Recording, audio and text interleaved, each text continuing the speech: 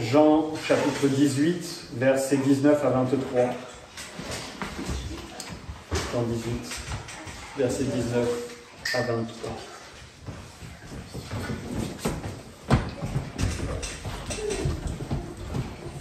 Et le souverain sacrificateur interrogea Jésus sur ses disciples et sa doctrine. Jésus lui répondit : j'ai parlé ouvertement au monde. J'ai toujours enseigné dans la synagogue et dans le temple, où les Juifs s'assemblent de toutes parts. Et je n'ai rien dit en cachette. Pourquoi m'interroges-tu ? Interroge ceux qui ont entendu ce que je leur ai dit. Ces gens-là savent ce que j'ai dit. Lorsqu'il eut dit cela, un des sergents qui était présent donna un soufflet à Jésus en lui disant : est-ce ainsi que tu réponds au souverain sacrificateur ? Jésus lui répondit : si j'ai mal parlé, fais voir ce que j'ai dit de mal. Mais si j'ai bien parlé, pourquoi me frappes-tu ? Amen. Que le Seigneur bénisse sa très sainte parole. Il s'agit là du texte de notre méditation cet après-midi. La confrontation dans l'obscurité de la nuit entre Jésus et Caïphe. La confrontation entre les deux sacrificateurs. Le sacrificateur lévite, et le sacrificateur selon l'ordre de Melchisédek.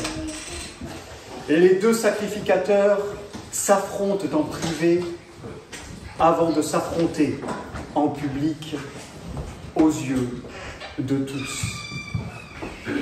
Confrontation donc entre Jésus, le prêtre selon l'ordre de Melchisédek, et Caïphe, le prêtre lévite, dans l'obscurité de la nuit. Ce premier affrontement, cette première confrontation, comme la suivante, mettra en lumière, d'un côté, le sacrificateur sage, et de l'autre, le sacrificateur impie.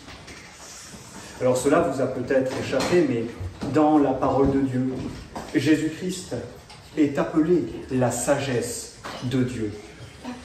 C'est de lui dont il est question dans le 8e chapitre du livre des Proverbes, de cette sagesse enfantée avant même que le monde fût.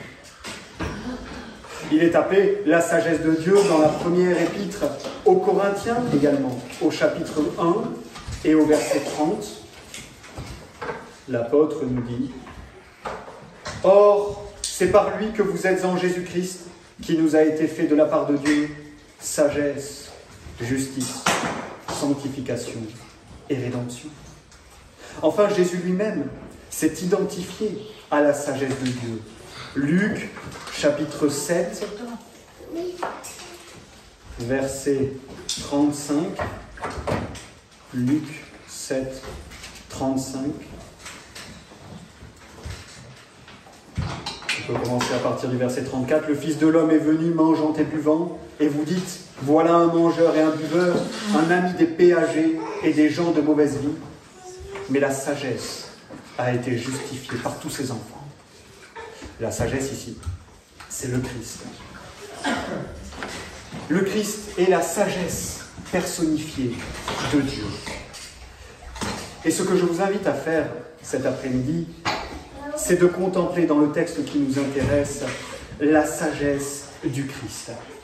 Parce que s'il y a une chose qui ressort de ce premier affrontement entre Jésus et Caïphe, c'est la sagesse de Jésus d'un côté et la folie de Caïphe de l'autre. Et finalement, la sagesse de Jésus dans ce premier affrontement avec Caïphe, elle peut se résumer à un principe qui nous est donné dans le livre des Proverbes au chapitre 26. Proverbe 26, il s'agit là ni plus ni moins que du grand principe que le Christ va mettre en exergue dans le texte qui nous intéresse. Proverbe chapitre 26, verset 4 et verset 5. Ne réponds point au fou selon sa folie, de peur que tu ne lui ressembles toi-même. Réponds au fou selon sa folie, de peur qu'il ne s'imagine qu'il est sage. Ne réponds pas au fou selon sa folie, mais réponds au fou. Voilà le grand principe incarné par Jésus dans les versets qui nous intéressent. Ce grand principe de sagesse que je vous invite à admirer dans la personne du Christ. Alors, avant de poursuivre plus avant, il nous faut nous pencher un instant sur la chronologie des informations qui nous sont données dans le texte biblique. Parce qu'en fait, si vous lisez les récits de l'arrestation et du jugement du Christ, dans les 4 évangiles, vous allez voir qu'il y a des informations qui, de prime abord, ne sont pas faciles à harmoniser. On a du mal à saisir la temporalité.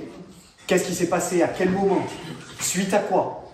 Donc, pour vous éviter ce travail de recherche et d'harmonisation, et pour que vous puissiez avoir une bonne idée de ce qui s'est passé, laissez-moi vous récapituler la chronologie des événements depuis l'arrestation de Jésus à Gethsémanée jusqu'à son jugement par le Sanhédrin. Remettons dans l'ordre les différents éléments qui nous sont relatés par les rédacteurs des évangiles. Premièrement, Jésus est arrêté à Gethsémanée et il est arrêté probablement à une heure avancée de la soirée, voire même en début de nuit. Souvenez-vous que, même si la cause n'est pas seulement naturelle, au moment où il prie, les disciples s'endorment. Le texte nous dit qu'ils vont à Gethsémanée après le repas du soir de la Pâque. Donc c'est probablement en fin de soirée ou en début de nuit que Jésus est arrêté avec ses disciples à Gethsémanée. Ensuite, les évangiles nous relatent que Jésus, une fois arrêté, va être brièvement conduit chez Anne. Anne, qui est Anne? Anne, c'est le beau-père de Caïphe, le souverain sacrificateur. On a ça en Jean chapitre 18 et au verset 13. Jean 18, 13. Donc, alors la cohorte, les tribuns militaires et les sergents des Juifs prirent Jésus et le lièrent et l'emmenèrent premièrement chez Anne parce qu'il était beau-père de Caïphe, le souverain sacrificateur de cette année. Donc Jésus est arrêté à Gethsémanée. Il est ensuite emmené, probablement pour un temps relativement bref, chez Anne. Et puis peu après, il est finalement déféré chez Caïphe. Au verset 15, « Or Simon-Pierre, avec un autre disciple, avait suivi Jésus, et ce disciple était connu du souverain sacrificateur, et il entra avec Jésus dans le palais du souverain sacrificateur. » C'est toujours la nuit. Jésus, dans un premier temps, est conduit chez Anne, et ensuite il est conduit chez Caïphe, dans le palais de Caïphe, chez le souverain sacrificateur. Et enfin, au petit matin, le Sanhédrin c'est le tribunal religieux, le tribunal ecclésiastique des Juifs, est rassemblé, et alors on va procéder au jugement de Jésus-Christ. Ce n'est qu'au petit matin que l'on procède à son jugement, parce que ce n'est qu'au petit matin que le Sanhédrin se rassemble, et ça nous est dit dans l'Évangile selon Luc, au chapitre 22, et au verset 66. Et dès que le jour fut venu, le conseil des anciens du peuple, les principaux sacrificateurs et les scribes, s'assemblèrent et firent venir Jésus dans leur Sanhédrin, et ils dirent, etc., etc. Vous voyez, ces 4 éléments, il nous faut les avoir en tête à l'heure de nous intéresser au texte que l'on médite cet après-midi. Premièrement, Jésus est arrêté de nuit à Gethsémanée. Ensuite, il est emmené chez Anne, pour un temps relativement bref. Il est ensuite déféré chez Caïphe, dans son palais, dans le palais du souverain sacrificateur, et finalement seulement au petit matin, quand le jour se lève, il est conduit au Sanhédrin pour y être jugé. Le texte qui nous intéresse cet après-midi se situe chronologiquement entre le 3e et le 4e événement. À savoir, entre le moment où Jésus est conduit chez Caïphe et le moment où, au petit matin, il est conduit au Sanhédrin pour être jugé. Et alors, ce sont plusieurs heures qui vont se passer entre le moment où Jésus arrive chez Caïphe et le moment où il est jugé par le Sanhédrin. Toute la nuit va s'écouler, tout le reste de la nuit, jusqu'au petit matin. Et deux événements notables vont se produire pendant ce laps de temps, pendant que Jésus se trouve chez Caïphe. Premièrement, le renoncement de Pierre. C'est à ce moment-là que se produit le renoncement de Pierre. Comment on le sait?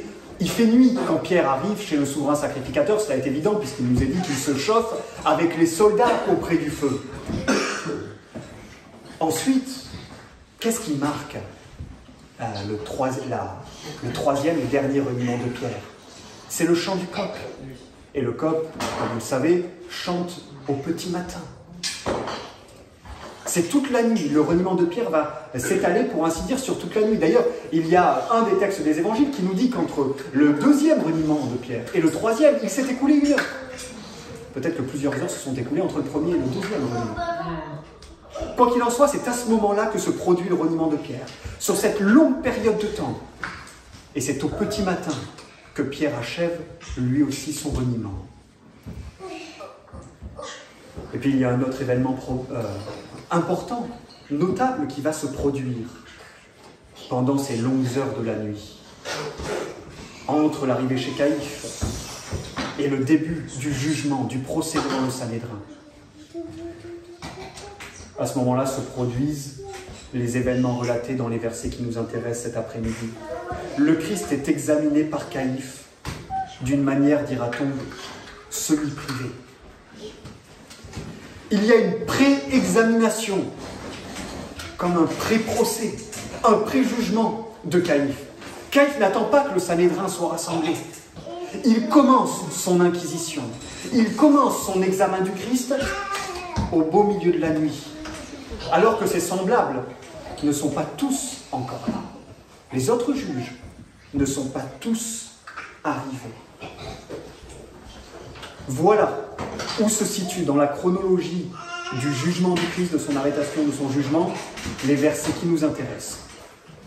Jésus a été arrêté à Gethsémani dans la nuit, emmené chez Anne, emmené chez Caïphe.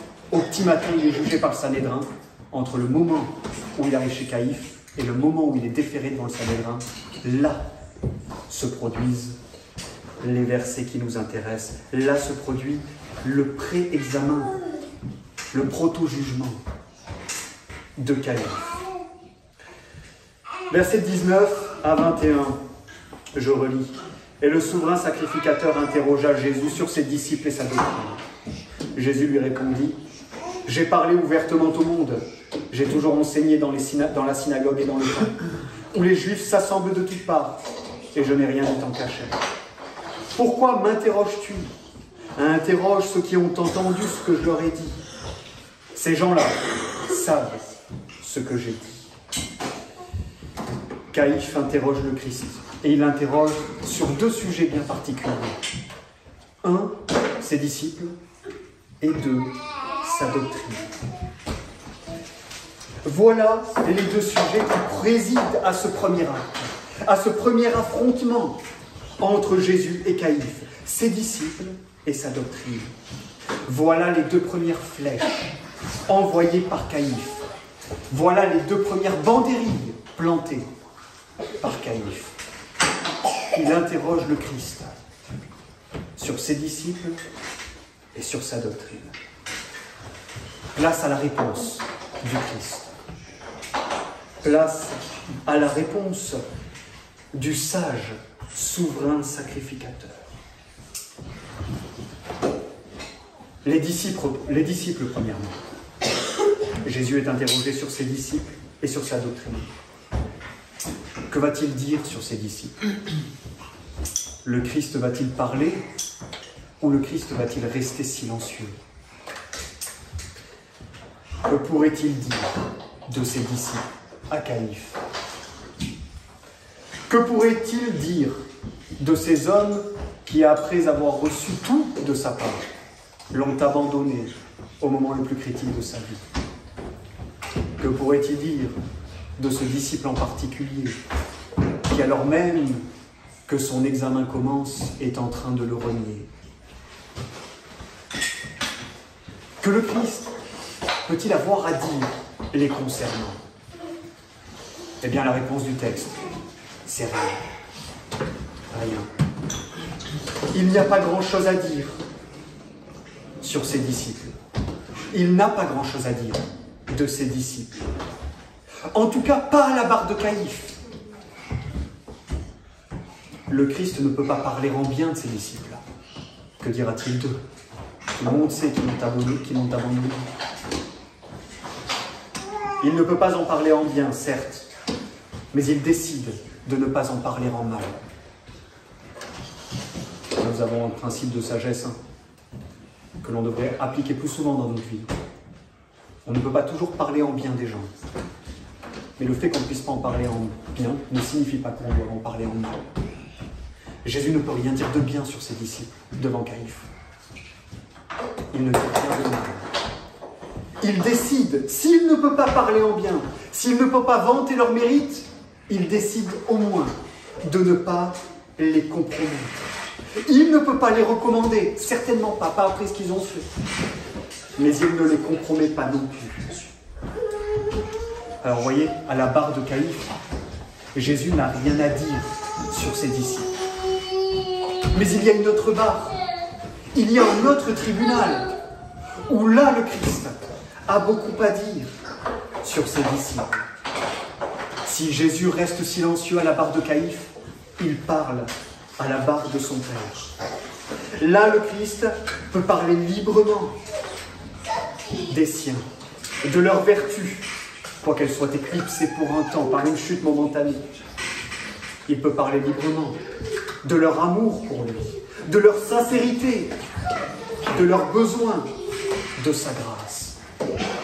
Et ça, c'est ce que nous révèle le chapitre précédent, chapitre dont on a longuement parlé ce matin, Jean chapitre 17.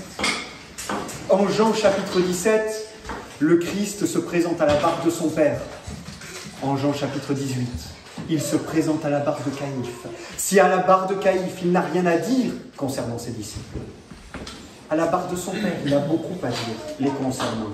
Jean chapitre 17, verset 6, dans un premier temps, « J'ai manifesté ton nom aux hommes que tu m'as donnés du monde, ils étaient à toi, et tu me les as donnés, et ils ont gardé ta parole. » Verset 8, « Car je leur ai donné les paroles que tu m'as données, et ils les ont reçues, et ils ont connu véritablement que je suis venu de toi, et ils ont cru que tu m'as envoyé. » Verset 19, « Et je me sanctifie moi-même pour eux, afin qu'eux aussi soient sanctifiés par la vérité. » Là, le Christ peut parler de leurs vertus, de ce qu'ils font de bien, de la grâce qu'ils ont besoin de recevoir de lui. À la barre de son Père, il parle de ses disciples. Mais à la barre de Caïphe, il ne dit rien et il se tait. Devant un homme impie, l'heure est au silence. Et le Christ décide d'employer la tactique qui nous est dépeinte dans Proverbes, verset 26, chapitre 26 au verset 4, « Ne répond point au fou, selon sa folie. » Le Christ ne répond pas à Caïphe sur ses disciples. Il ne lui répond pas selon sa folie. Mais qu'en est-il de sa doctrine? Le Christ ne parlera pas de ses disciples. Mais qu'en est-il de sa doctrine? Cette fois, les versets 20 et 21 nous disent que le Christ parle. Cette fois, il répond. Et sa réponse, comme sa non-réponse, juste avant, est chirurgicale. Par sa réponse, le Christ va lever deux insinuations plus que douteuses émises par Caïphe. Premièrement, Il se lave de toute insinuation, de tout soupçon de secret dans la manière dont il a délivré sa doctrine et dont il l'a enseignée. J'ai parlé ouvertement au monde. J'ai toujours enseigné dans la synagogue et dans le temple, où les Juifs s'assemblent de toutes parts et je n'ai rien dit en cachette. Pourquoi m'interroges-tu? Interroge ceux qui ont entendu ce que je leur ai dit. Ces gens-là savent ce que j'ai dit. Caïphe sous-entend, il insinue que le Christ a enseigné, comme le font les faux docteurs, en secret, en cachette, obscurément. Et pourtant, Caïphe sait, Caïphe demande au Christ de se justifier de sa doctrine. Mais Caïphe sait très bien en quoi consiste la doctrine du Christ. Caïphe sait pertinemment en quoi elle consiste, sa doctrine. Souvenez-vous qu'au chapitre 11, Caïphe fait partie des hommes qui concluent au verset 48. Si nous le laissons faire, tout le monde croira en lui, et les Romains viendront, et ils détruiront tes ce lieu, et notre nation. Caïphe est parmi ces hommes-là.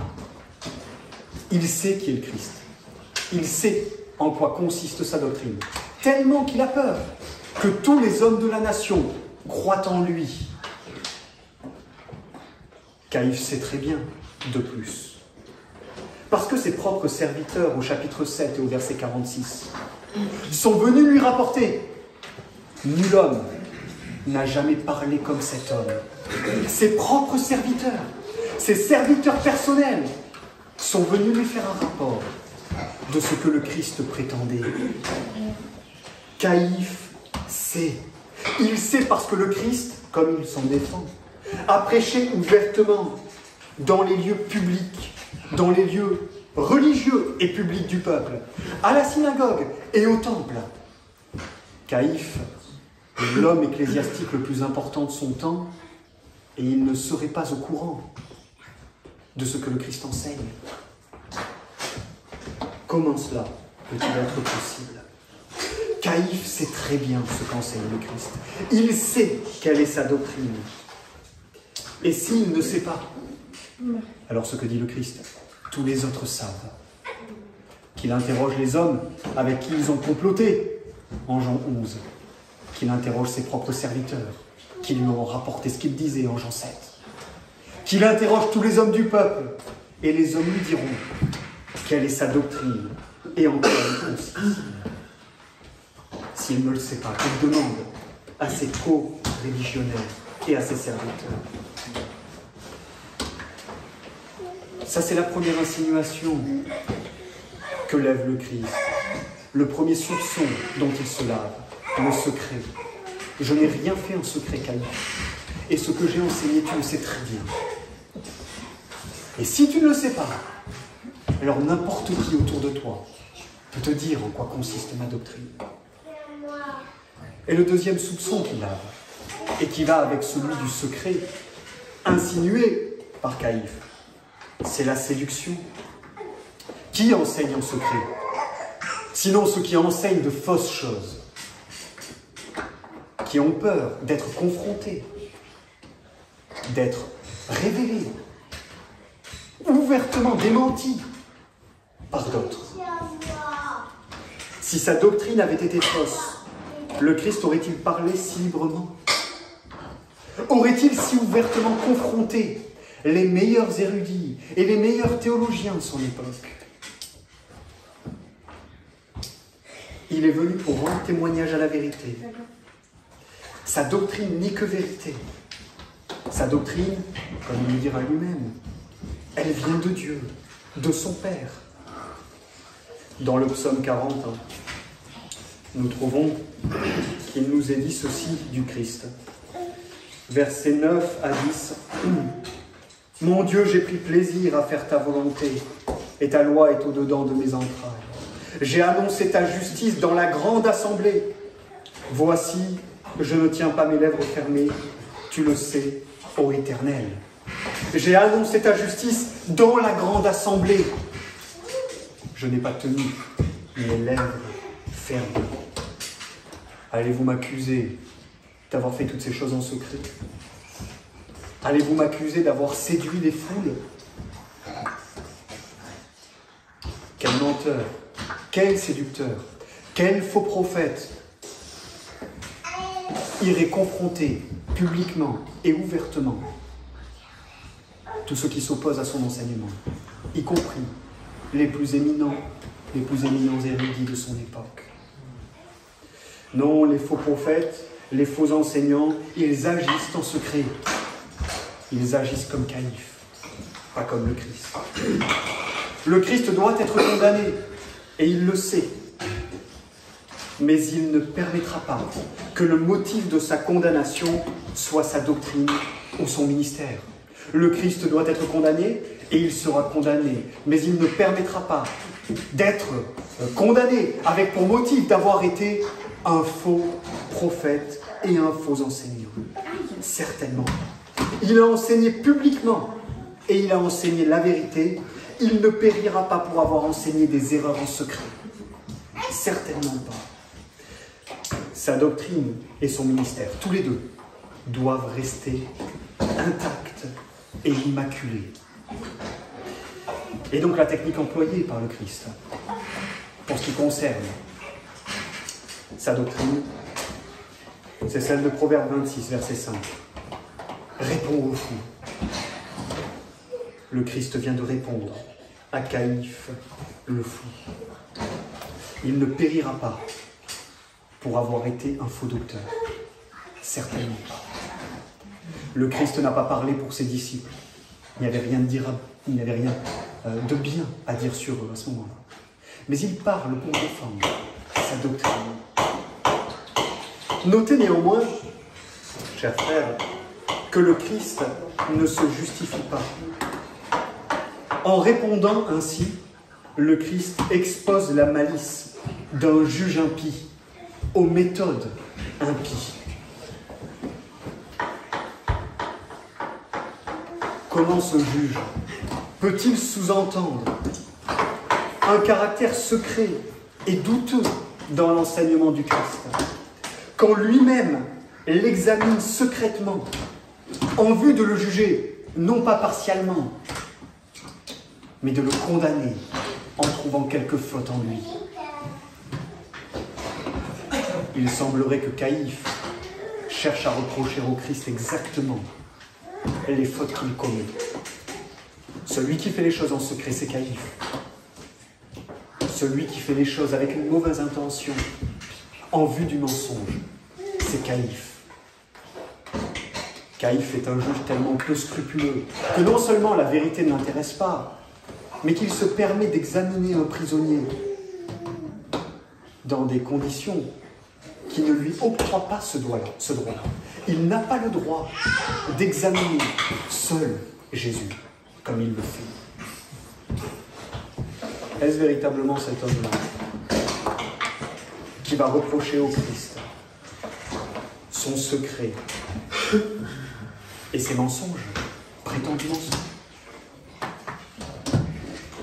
Et nous voyons l'efficacité de la réponse du Christ. Où voyons-nous l'efficacité de la réponse du Christ? Eh bien, c'est que plus jamais le Christ ne sera interrogé ni sur l'un, ni sur l'autre. On ne le réinterrogera pas sur ses disciples. On ne le réinterrogera pas sur sa doctrine.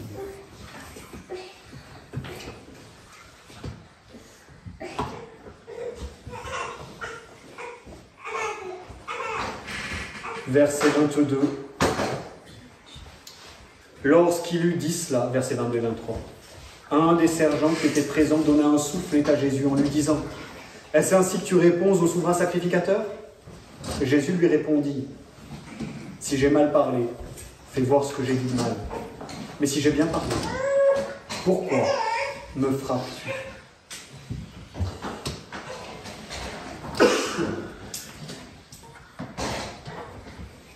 Jésus s'est comporté envers Caïphe comme envers un juge impie et fou. il a appliqué les plus éminents principes de la sagesse. Ce qu'on trouve en Proverbe 26. Mais Caïphe n'est pas le seul protagoniste de cette première examination du Christ, de ce premier examen du Christ. Voilà que tout d'un coup, vexé par la réponse que le Christ donne à Caïphe, un des serviteurs de Caïphe frappe Jésus. Il prend la défense de son maître. Alors, on a assez peu de difficultés à se représenter le caractère du bonhomme. Il s'agit probablement d'un homme dépassé à bien des égards par tout ce qui se trame devant lui, mais dévoué à son maître, et qui va frapper Jésus, parce qu'il lui semble percevoir dans ses paroles un affront à l'honneur et à la majesté de son maître. Ce geste-là prouve encore qu'on est dans une parodie de procès. Qui frappe un homme que l'on examine dans un procès en bonne et due forme? Personne ne fait ça. Notez que Caïphe laisse faire, sans réprimande. Comment Jésus devrait-il réagir? Il a répondu au fou selon sa folie, et il n'a pas répondu au fou selon sa folie. Mais ça, c'était pour Caïphe. Comment va-t-il réagir face à ce serviteur? Le Christ va-t-il appliquer le même principe? Le Christ va-t-il se comporter avec ce serviteur comme il s'est comporté avec le juge fou et inique qu'est Caïphe? Non. Pour sûr, Jésus devrait réagir avec douceur au coup et à l'outrage porté par cet homme. C'est la douceur qui caractérise le Christ et l'entièreté de son ministère. Dans la première de Pierre, au chapitre 2, et au verset 23, le Christ nous est présenté comme celui qui, outragé, ne rendait point d'outrage, et maltraité ne faisait point de menaces, mais s'en remettait à celui qui juge justement. Oh, certainement, c'est avec douceur que le Christ va supporter cet outrage. Mais notez qu'il y a une douceur qui consiste à ne jamais rien dire. Il y a une douceur qu'on pense bien souvent être une douceur associée à la sagesse, qui consiste à ne jamais rien dire, à juste supporter les outrages, sans réprimande. C'est la voie la plus aisée, c'est la douceur la plus aisée. Face à un outrage, vous avez tout un éventail de réactions possibles. Parmi les plus aisées, vous avez la colère, la haine, la rancune et la rancœur. Quelqu'un m'a fait outrage, je réagis mal. Parce que moi, vous comprenez, je lave mon honneur, etc., etc. Ça, c'est une voie aisée, condamnée par la Sainte Écriture. Puis il y a une autre voie aisée, qui est celle de ne jamais rien dire. Alors, il y a une autre voie aisée, qui est celle de toujours tout dire, n'importe quand, n'importe comment. Et la sagesse ne se situe, à proprement parler, dans aucune de ces réactions. Ce n'est pas cette douceur-là, cette douceur qui est aisée. On ne dit jamais rien, on supporte tout. Souvent, au fond, on n'en pense pas moins, mais à tout le moins, à la vue et au su de tous, on se garde bien de dire quoi que ce soit. Ce n'est pas cette douceur-là que manifeste le Christ. Sa douceur est celle d'une sagesse véritable et d'une charité authentique. Supporter un tel affront sans amertume, certainement. Sans colère, assurément. Sans revanche et sentiment de revanche, bien sûr. Mais sans remontrance, certainement pas. Supporter sans amertume, sans colère, sans revanche, oui. Supporter sans réprimande, non. Voilà la grande mission de la sagesse manifestée par le Christ dans ce texte. La réprimande, contrairement à ce que l'on peut croire trop souvent, est une preuve d'amour. Et par la réprimande du Christ à cet homme, à ce serviteur un peu naïf et maladroit, le Christ cherche à éveiller sa conscience. Il cherche à lui faire prendre conscience de son péché. On voit ça particulièrement au verset 23. Si j'ai mal parlé, fais voir ce que j'ai dit de mal. Mais si j'ai bien parlé, pourquoi me frappes-tu? Le Christ cherche à éveiller en lui le sentiment de son péché, à lui faire comprendre qu'il a fait quelque chose de mal. Pourquoi tu me frappes? Est-ce que j'ai dit quelque chose de mal? Qu'est-ce que j'ai dit de mal? Dis-le. Et si j'ai rien dit de mal, qu'est-ce qui te prend? Pourquoi est-ce que tu frappes un homme qui n'a rien dit de mal?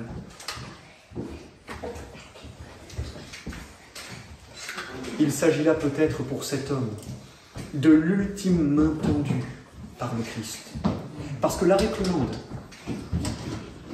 est une preuve d'amour.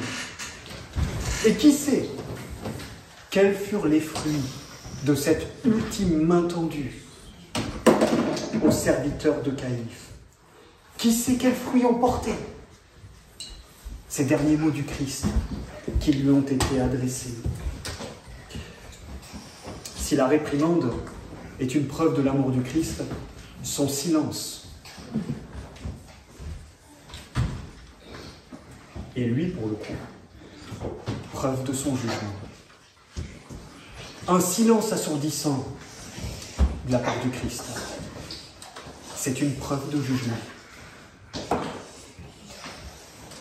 Vous vous souvenez de ce silence relativement assourdissant qui frappait le constat du Christ sur Judas. Mon ami, est-ce que c'est comme ça que tu livres le Fils de l'homme? Rien d'autre. Vous vous souvenez de ce que Dieu dit? Éphraïm est attaché à ses idoles. Laisse-le. Vous vous souvenez de ce que le Christ dit encore des autorités religieuses de son temps? Ce sont des aveugles qui conduisent des aveugles. Laissez-les. S'il y a de l'amour dans la réprimande du Christ à l'égard de ce serviteur, il n'est plus question d'amour lorsque le Christ dit « ce sont des aveugles qui conduisent des aveugles, laissez-les ».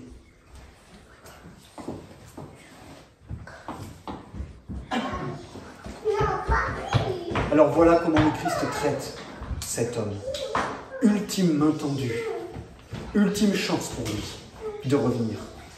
Si Caïphe fait partie de ces aveugles qui conduisent des aveugles, et que le Christ n'a rien de plus à lui dire, qu'il se contente d'exposer sa méchanceté, pour cet homme, ce n'était pas la même chose. Le Christ n'avait plus rien à dire à Judas, sinon de l'abandonner à lui-même et à sa méchanceté. Mais il a cherché à éveiller la conscience de ces hommes qui étaient venus l'arrêter. Le Christ n'a rien à dire à Caïphe, mais il y a une ultime main tendue pour son serviteur. Si j'ai fait quelque chose, si j'ai dit quelque chose de mal, prouve-le. Si j'ai rien dit de mal, pourquoi est-ce que tu le frappes? Ultime main tendue.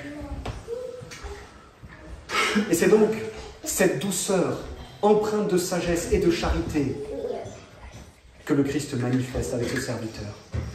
La douceur du Christ ne consiste pas à supporter les outrages et les offenses sans jamais rien dire. Et vous ne pouvez pas vous plaindre si vous pensez que vous pouvez outrager vos frères parce qu'ils sont des chrétiens en permanence sans jamais avoir un moment donné de réprimande. Le Christ lui-même ne s'est pas comporté ainsi. Les croyants non plus ne sont pas appelés à se comporter ainsi. Parce que la réprimande, elle sera preuve de charité et d'amour. Là où un silence assourdissant est répété, est en fait le contraire d'une preuve d'amour. Plutôt une manifestation, une preuve d'abandon et de jugement. C'est la douceur la plus difficile à acquérir. Celle qui absorbe l'offense sans amertume, sans colère, sans revanche, mais pas sans réprimande. Pas sans réprimande. Parfois, je dis ça contre une approche un peu trop naïve, et pour le coup non conforme à la Sainte Écriture, qui veut que dans l'Église, il faudrait que jamais personne nous fasse de réprimande, parce que les chrétiens n'ont pas à faire de réprimande aux autres. La douceur qui est sans la sagesse et la charité, elle réprimande, précisément. Elle réprimande. Alors bien sûr, il y a un temps pour tout. Le Christ n'a pas réprimandé à chaque outrage reçu. Mais il y a des temps où la réprimande est preuve d'amour et de sagesse, en plus d'être une preuve de douceur. Alors, je terminerai par deux applications. La première, c'est que cette sagesse qui est manifestée dans le Christ, elle nous fait, à première vue, cruellement défaut. Tantôt, nous ne prenons pas du tout la voie de la sagesse. Tantôt, notre sagesse est mêlée à trop de faiblesse et d'imperfection. Tantôt, nous n'empruntons pas du tout la voie de la douceur. Quand nous le faisons, c'est la voie de la douceur trop aisée. Vous voyez, nos réactions sont souvent aux antipodes de ce qu'elles devraient être. Alors comment faire pour avoir plus de sagesse? Je voudrais réagir, supporter les outrages davantage comme le fait le Christ. Comment être capable de manifester une sagesse qui peut clouer le bec à une éminence comme était Caïphe à l'époque du Christ? En quelques mots seulement. Nous avons lu en Matthieu chapitre 10, verset 19, la solution à notre problème tout à l'heure. Matthieu chapitre 10, verset 19. Mais quand on vous livrera à eux, ne soyez point en peine, ni de ce que vous direz, ni comment vous parlerez, car ce que vous aurez à dire vous sera inspiré à l'heure même. Et verset 20, car ce n'est pas vous qui parlerez, mais c'est l'Esprit de votre Père qui parlera en vous. Le Christ est celui qui a reçu toute cette sagesse, en tant qu'il est notre tête, et qui seul peut départir à chacun des membres dans l'Église cette sagesse, un degré supérieur de cette sagesse. Le Christ, qui est la tête, possède la plénitude de la sagesse qu'il nous manque. C'est auprès de lui que nous devons trouver cette sagesse, par la foi en lui, en lisant sa parole, en apprenant de lui, en cherchant à l'imiter, en comptant sur la force qu'il communique, en priant pour qu'il nous accorde sa grâce. Le Christ est la tête qui renferme toutes les grâces dont nous avons besoin, y compris cette sagesse céleste dont il fait preuve. Si vous voulez que vos réactions soient davantage conformes à celles du Christ, alors c'est dans le Christ que se trouve toute la grâce dont vous avez besoin. C'est à lui qu'il faut aller. C'est en lui que vous devez placer votre foi. Et finalement, la deuxième application, pour nous cet après-midi, c'est une invitation à contempler l'amour du Christ. L'amour du Christ qui cherche jusqu'au dernier moment, comme on le voit dans ce texte, le salut du serviteur de Caïphe. Jusque dans les tréfonds de cette nuit obscure, où cet homme a profondément outragé le Christ et sa majesté. Jusque-là, s'en est venu l'amour du Christ, qu'il cherche à sauver. Il s'est étendu à un homme qui était parmi ses ennemis, au moment le plus critique de sa vie, et qui venait personnellement et ouvertement de lui manquer de respect. Saisissez cette main tendue, tant qu'elle est tendue. Parce qu'un jour vient où, à force de main tendue, vous vous retrouvez comme Judas et comme Caïphe. Il n'y a plus de main tendue. Et ce que le Christ dit de vous, ce n'est plus Si j'ai mal fait, prouve-le. Si j'ai bien fait, pourquoi tu me frappes? Mais ce sont des aveugles qui conduisent des aveugles. Laissez-les. Ce que le Christ nous dit, c'est Éphraïm est attaché à ses idoles.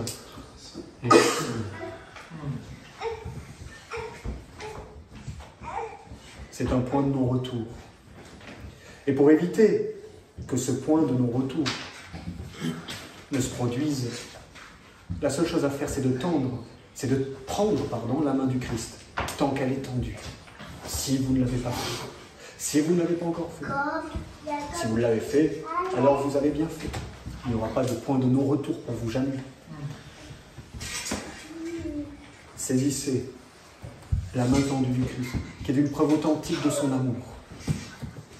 Le Christ supporte avec une grande patience les pécheurs que nous sommes, et multitude de pécheurs, en continuant par la prédication de les appeler à la repentance, à la félicité éternelle. Cet amour, pour aucun de nous, ne se change jamais en courroux. Puisse le Seigneur nous accorder sa grâce, nous nous levons pour prier.